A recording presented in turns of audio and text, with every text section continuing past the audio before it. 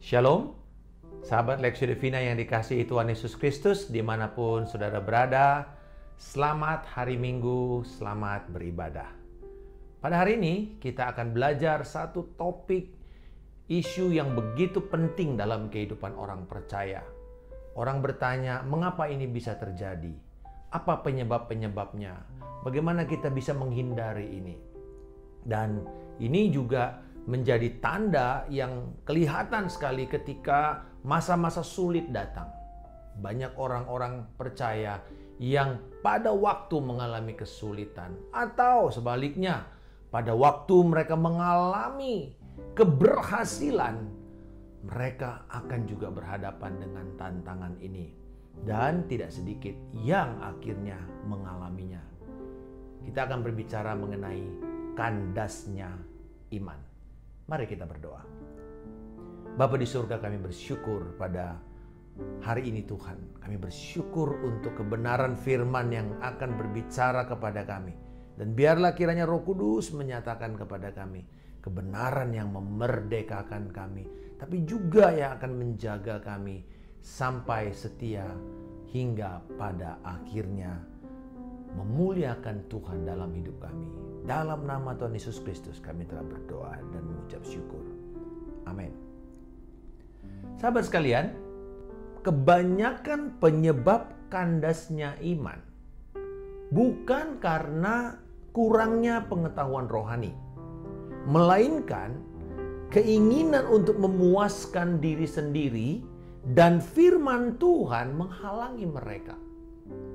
Kandas iman adalah keadaan di mana orang-orang Kristen mengikut Tuhan dengan semangat tinggi, dengan antusiasme, dengan ketulusan hati. Tetapi di dalam perjalanan mereka kemudian berhenti. Ataupun kalau mereka masih melakukan tindakan-tindakan rohani. Alkitab mengatakan ini sebagai iman mereka mati. Iman mereka mati. Jadi bisa istilah kandas iman itu juga adalah iman mereka mati atau hati nurani mereka juga telah menjadi tumpul. Dan mereka cenderung akhirnya mencondongkan diri kepada hal-hal yang duniawi yang bertentangan dengan kemuliaan Tuhan. Dan ternyata bukan karena mereka kurang pengetahuan. Walaupun ada firman yang berkata bahwa umatku binasa karena kurangnya pengetahuan akan Allah. Akan tetapi, kita bisa punya banyak pengetahuan rohani. Kita bisa punya banyak pengalaman-pengalaman rohani. Akan tetapi, ibarat kapal yang berjalan, dia tidak melihat batu-batu yang ada di dalam perjalanannya, yang kemudian ternyata itu menghambat dan menjebak sehingga kemudian kapal itu kandas. Yesus memberikan juga gambaran ini. Jadi kita akan melihat pernyataan yang dikatakan oleh Yesus, oleh Rasul Paulus, oleh penulis Ibrani sampai kepada Rasul Petrus, bagaimana orang-orang yang kandas iman ini, apa sebabnya yang membuat mereka kandas iman? Bagaimana ciri mereka? Ketika Yesus mengajarkan mengenai perumpamaan benih yang jatuh di tepi pinggir jalan, yang jatuh di tanah yang berbatu-batu, semak, lalu kemudian yang tanah subur. Dikatakan di dalam Lukas 8 ayat 14, yang jatuh dalam semak duri ialah orang yang telah mendengar firman itu dan dalam pertumbuhan selanjutnya mereka terhimpit oleh kekhawatiran dan kekayaan dan kenikmatan hidup sehingga mereka tidak menghasilkan buah yang matang. Mereka ini adalah orang yang menerima firman. Lalu kemudian firman itu bertumbuh. Dan dalam pertumbuhan selanjutnya, jadi dalam tahap pertumbuhan yang lebih tinggi, mereka terhimpit oleh kekhawatiran, kekayaan, kenikmatan hidup. Tiga hal ini menjadi penghalang pada level tertentu dari pertumbuhan kerohanian orang percaya. Ada yang kemudian mereka mulai cemas dengan masa depan. Kalau saya terus semangat dengan Tuhan, apakah anak saya bisa sekolah dengan baik? Bila saya memberi diri saya untuk melayani Tuhan sepenuh waktu, apakah nanti saya akan bisa punya kesejahteraan yang baik? Atau kemudian mereka mulai diberkati waktu mereka mungkin masih di bawah, mereka sungguh bersandar kepada Tuhan, tetapi kemudian ketika mereka sudah mulai naik kepada tingkat kesejahteraan yang lebih baik, justru mereka mulai ketakutan atau mulai melihat hedonisme atau kenikmatan hidup yang ditawarkan dunia, sehingga akhirnya kerohanian mereka berubah dari hal yang spiritual, bagaimana hidup dengan Tuhan, bagaimana hidup serupa dengan gambaran anaknya Kristus Yesus, bagaimana fokus membangun karakter, sekarang mulai berpikir bagaimana penampilan diri, bagaimana mungkin barang-barang yang kita tampilkan, bagaimana liburan yang kita nikmati. Tidak salah dengan semua itu, hanya bila itu yang menjadi fokus dan ukuran keberhasilan dan ukuran kerohanian kita, maka sebentar akan kandas iman. Karena dikatakan mereka tidak menghasilkan buah yang matang. Artinya mereka bertumbuh, tetapi kemudian di semak itu mereka terhimpit dan buahnya adalah buah yang tidak dewasa, buah yang memahitkan hidup banyak orang. Yesus mengatakan orang ini adalah orang yang menerima firman, dalam pertumbuhan selanjutnya mereka terhimpit oleh kekhawatiran, kekayaan, dan kenikmatan hidup. Lalu kemudian kepada Timotius, Rasul Paulus mengatakan tentang bagaimana dia harus berjuang, dan kepada Timotius bagaimana dia memperjuangkan panggilan imannya, bagaimana dia sewaktu dia melayani Tuhan, dia juga berhadapan dengan kesulitan-kesulitan, tantangan-tantangan, tetapi dia perlu terus untuk bertahan, stay on course, tinggal di dalam panggilan dengan hati nurani murni. Lalu Rasul Paulus membandingkan dengan pemimpin-pemimpin rohani yang kandas iman mereka. Di dalam 2 Timotius 4 ayat 10 dikatakan, karena Demas telah mencintai dunia ini dan meninggalkan aku, ia telah berangkat ke Tesalonika. Demas sebelumnya adalah partner pelayanan Paulus. Demas bertumbuh bersama dengan Paulus.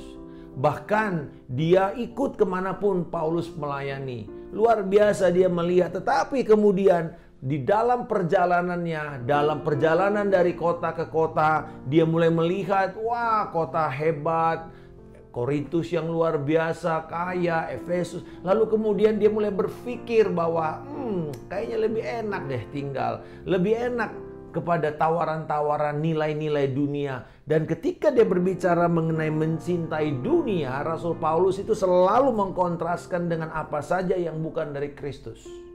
Bukan kita anti dengan perkembangan dunia seperti teknologi, seperti apa yang bisa mendukung dan mempercepat pekabaran Injil, bahkan juga transportasi. Bukan itu yang Rasul Paulus katakan, tetapi segala sesuatu yang menjauhkan kita dari Tuhan. Mencintai dunia, nilai-nilai dunia, ukuran-ukuran dunia, bahkan standar-standar yang diterima oleh dunia yang kemudian ternyata itu bertentangan dengan firman. Tadi pertama orangnya itu bertumbuh dalam Tuhan tetapi mandek di tengah jalan. Yang ini mereka sudah melayani Tuhan tetapi kemudian tertipu oleh karena tawaran-tawaran untuk cepat menjadi kaya, cepat menjadi terkenal itu lebih penting daripada yang lain. Apa yang dia cintai itu kelihatannya lebih berharga, padahal sebenarnya itu ibarat bagi saya anak kecil yang pegang es batu es ya, lalu dia pegang gitu, dia tahu bahwa semakin dia pegang tangannya semakin panas. Lalu kemudian dia ketakutan, dia nangis, dia jerit-jerit. Tapi kemudian orang itu bilang lepaskan, lepaskan. Enggak mau, karena pertamanya enak. Nah itu saudara, bagaimana kita kalau mencintai dunia. Kita seperti berusaha membuat bahwa ini sangat berharga, tapi kita kehilangan semuanya. Yang ketiga, Rasul Paulus juga mengingatkan kepada Timotius tentang pemimpin yang melayani bersama-sama dengan dia. Di dalam 1 Timotius 1 ayat 18, Rasul Paulus mengatakan, "Tugas ini kuberikan kepadamu Timotius anakku, sesuai dengan apa yang telah dinubuatkan tentang dirimu. Supaya dikuatkan oleh nubuat itu engkau memperjuangkan perjuangan yang baik dengan iman dan hati nurani yang murni." Beberapa orang telah menolak hati nuraninya yang murni itu. Dan karena itu kandaslah iman mereka. Di antaranya Himeneus dan Alexander yang telah kuserahkan kepada iblis supaya jera mereka menghujat.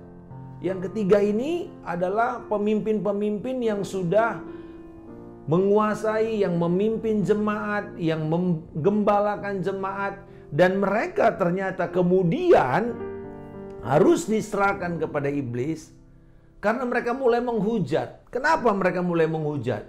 Karena mereka menolak hati nurani yang murni. Jadi bukan hanya tipu daya kekayaan, bukan hanya kecintaan kepada dunia, tetapi juga hati nurani yang lama-kelamaan menjadi tumpul.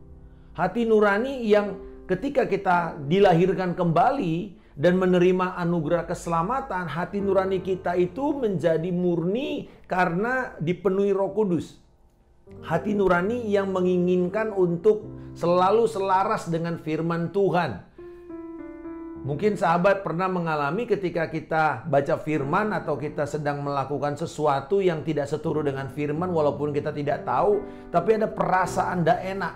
Ada perasaan di sini nggak sejahtera. Ada perasaan sepertinya bahwa ini salah, ini menuduh. Dan itu sebenarnya hati nurani kita sedang bekerja untuk mengingatkan kita, walaupun kita belum punya pemahaman firman, tetapi hati nurani dan Roh Kudus mulai bekerja kepada kita. Dan sampai kemudian kita memperhadapkan itu kepada firman, lalu kemudian baru kita tahu bahwa itu salah dan kita bertobat, baru alarm itu berhenti.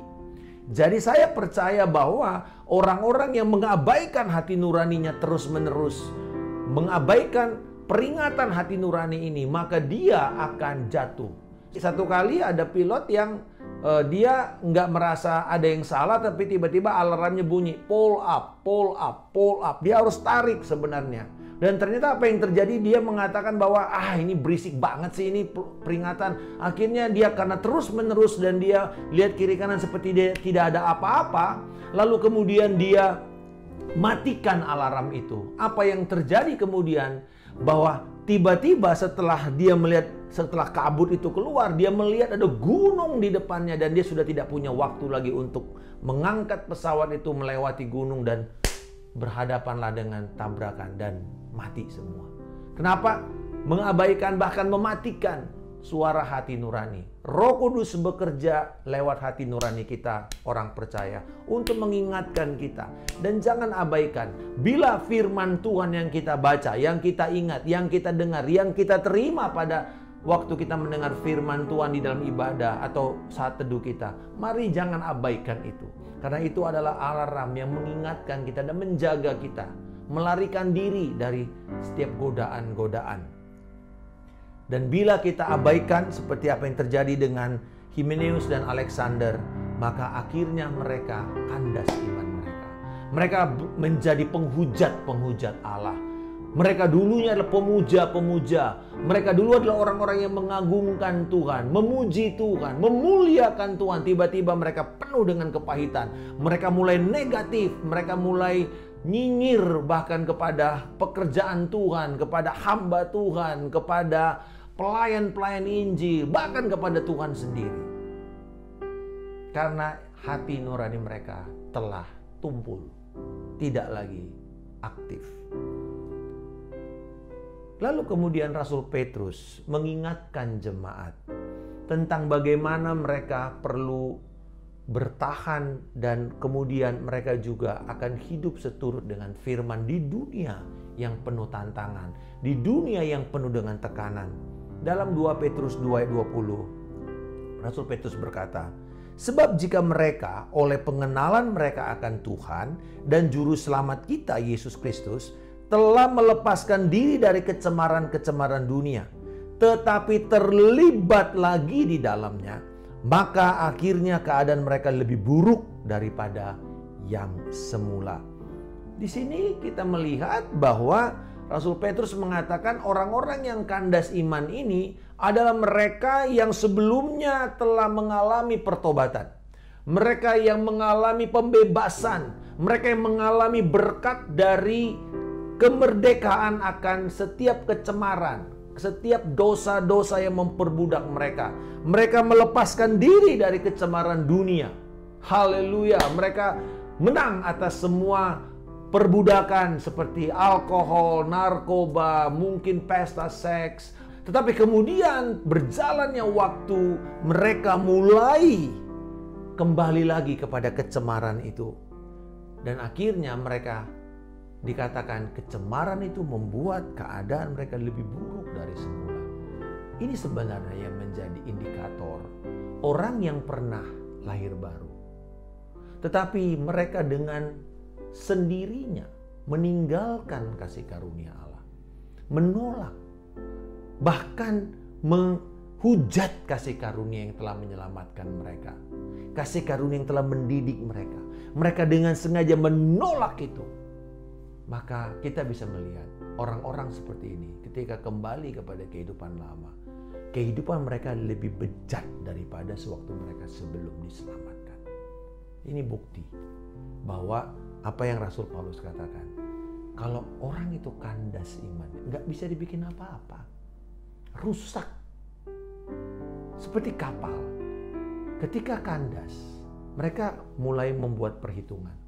Kalau ternyata upaya menyelamatkan itu masih mungkin, dia akan tarik.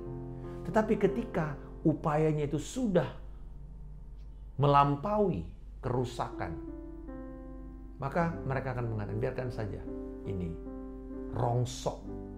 Mungkin kelihatannya sia-sia, tetapi lebih sulit untuk kita tarik. Orang-orang yang telah memutuskan meninggalkan Tuhan, biasanya mereka lebih sulit untuk ditarik kembali. Perlu mujizat Allah kepada mereka-mereka seperti ini. Tapi umumnya yang kita tahu, sangat sedikit orang-orang ini bisa kembali kepada Tuhan. Karena mereka memilih untuk menolak kuasa kasih karunia Allah bekerja dalam hidup mereka. Dan yang terakhir, bahwa orang-orang yang kandas iman ini terjadi seperti dikatakan dalam Ibrani 3 ayat 12 dan 13. Waspadalah, hai saudara-saudara, supaya di antara kamu jangan terdapat seorang yang hatinya jahat dan yang tidak percaya oleh karena ia murtad dari Allah yang hidup. Tetapi nasihatilah seorang akan yang lain setiap hari, selama masih dapat dikatakan hari ini, supaya jangan ada di antara kamu yang menjadi tegar hatinya karena tipu daya dosa. Dan yang terakhir, orang yang kandas iman adalah orang yang tegar hatinya karena tertipu oleh dosa. Mereka terbuai oleh kenikmatan hidup, oleh mencintai dunia, oleh karena hati nurani mereka yang kebal itu dan menjadi jahat. Lalu mereka mulai melihat kecemaran dunia itu jauh lebih mengenakkan daripada firman dan kemurnian firman Allah. Mereka mulai makan sampah dan meninggalkan makanan yang benar, yang akan menumbuhkan iman dan kerohanian mereka. Mereka mencintai sampah lebih daripada apa yang sebenarnya untuk hidup mereka yang kekal. Mereka menjadi tegar, mereka tertipu, mata mereka sudah terbutakan. Dan firman Tuhan berkata, orang-orang ini walaupun ditegur, tetapi mereka sudah murtad, mereka sudah tidak percaya, mereka meninggalkan Allah. Dikatakan hatinya jahat. Mereka sudah tidak mau menerima nasihat.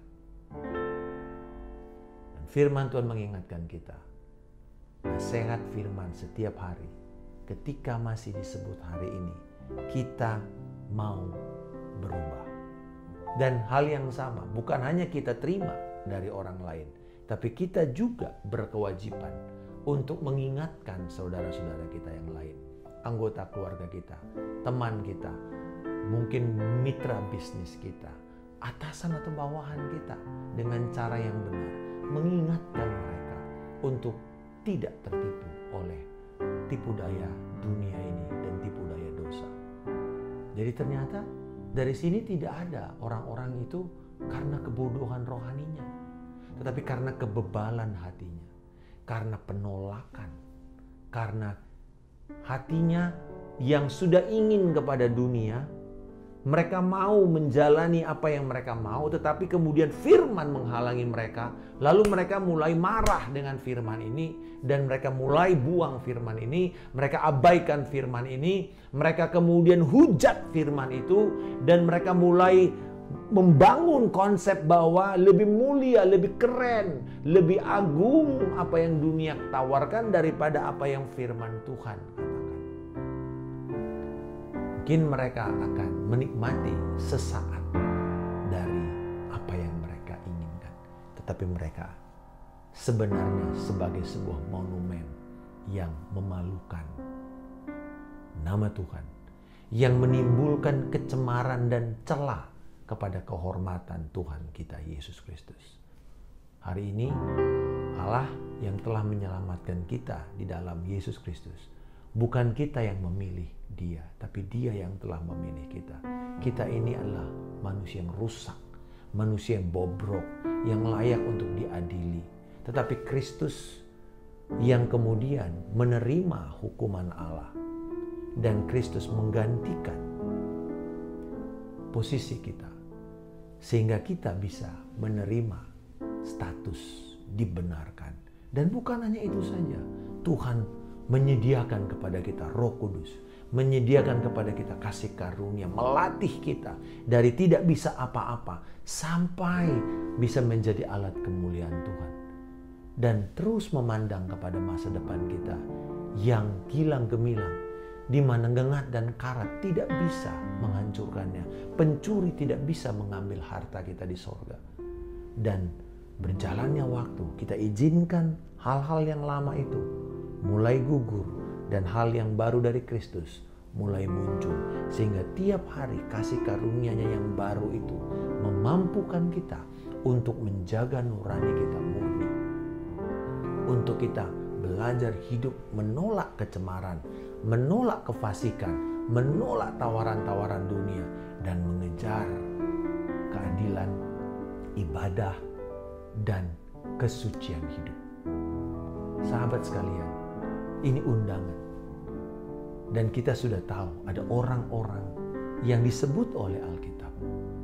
Dia Demas, dia Himeneus, dia Alexander, dia orang-orang percaya, dia pemimpin-pemimpin, dia Yudas yang dengan kesadaran sendiri menolak kasih karunia Tuhan. Hari ini ada kabar baik. Kasih karunia itu sudah tersedia dan tetap tersedia bagi kita. Mari kita lanjutkan perjalanan kita. Tujukan mata kita kepada arah yang benar, yaitu hidup untuk menyerupai Kristus. Dan sesulit apapun keadaan kita, Tuhan tetap akan melindungi, menyertai, dan memampukan kita menyelesaikan garis akhir kita dengan kemuliaan dan untuk kemuliaan Allah. Bapa di surga, kami bersyukur. Terima kasih untuk peringatan yang Engkau berikan kepada kami, supaya iman kami tidak terhimpit oleh kekhawatiran, tipu daya kekayaan dan kenikmatan hidup, oleh karena mencintai dunia, karena kecemaran, karena hati nurani yang tumpul, karena semua ketegaran hati oleh tipu daya dosa. Tolong kami Tuhan untuk selaras ketika firman Tuhan harus menghalangi kami, biarlah kami menerima firman Tuhan. Seperti firman-Mu berkata dalam Amsal, bahwa orang bijak ketika dia melihat bahaya, dia menghindar. Ketika kami melihat bahwa ada yang menghalangi firman-Mu Tuhan, maka Tuhan tolong kami untuk kami setuju dan sepakat kepada firman-Mu dan menyingkirkan penghalang kami. Menundukkan hati kami kepada firman Tuhan. Dalam nama Tuhan Yesus Kristus, kami telah berdoa dan mengucap syukur. Haleluya. Amin. Salam kemenangan. Saya Pendeta Markus Simanjuntak.